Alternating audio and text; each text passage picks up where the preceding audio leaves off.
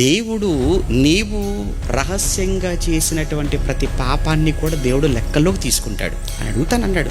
మనం ఏమనుకుంటామంటానండి, పాపం చేసేటప్పుడు అటు ఇటు చూస్తుంటాం, కుడికి చూస్తాం, ఎడమకు చూస్తాం, ముందు చూస్తాం, వెనక చూస్తాం, అమ్మయ్య ఎవరు లేరు కదా అనుకుంటాం. అసలు నువ్వు చూడవలసింది కుడికి ఎడమకు ముందుకు వెనక కాదు, పైకి చూడాలి. చిన్నప్పుడు ఒక కథ చెప్పేవాళ్ళు, నక్క చేసిన అప్పు గురించి మీకు తెలుసండి. నక్క భూమి దగ్గర అప్పు తీసుకుందట, టైం వచ్చిందట, అది అప్పు అడుగుతుందని, ఈ భూమి ఇక్కడ ఉండి నన్ను అప్పు అడుగుతుంది, ఇక్కడ ఉండకూడదని ఊరు ఖాళీ చేసి మరొక ఊరికి వెళ్ళిపోయిందట. అక్కడికి వెళ్ళిపోతే అక్కడ ఉంది భూమి, మళ్ళీ అక్కడ భూమికి ఆకేసిందట. ఇక్కడ కూడా వచ్చేసింది భూమి, అక్కడి నుంచి మరొక చోటుకి వెళ్ళిపోయిందట. ఎక్కడికి వెళ్ళి తప్పించుకుంటుంది నక్క? ఎక్కడికి వెళ్ళినా అది ఉండేది ఎక్కడ? భూమి మీదనే, నేల మీదనే.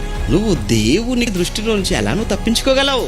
ఒక్కసారి పైకి చూసావనుకో, ఆకాశము సింహాసనంగా చేసుకుని కూర్చున్న సుంకరి దేవాలయానికి వెళ్ళి ప్రార్థన చేశాడట.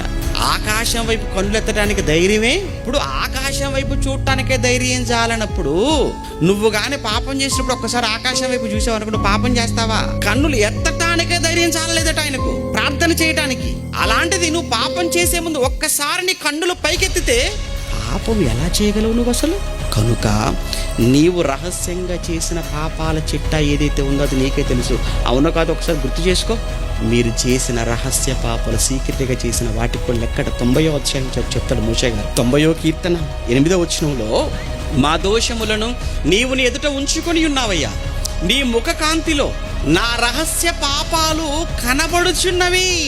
ఎంత భయంకరం! నీవు రహస్యంగా చేసిన పాపాలన్నీ కనబడతాయి.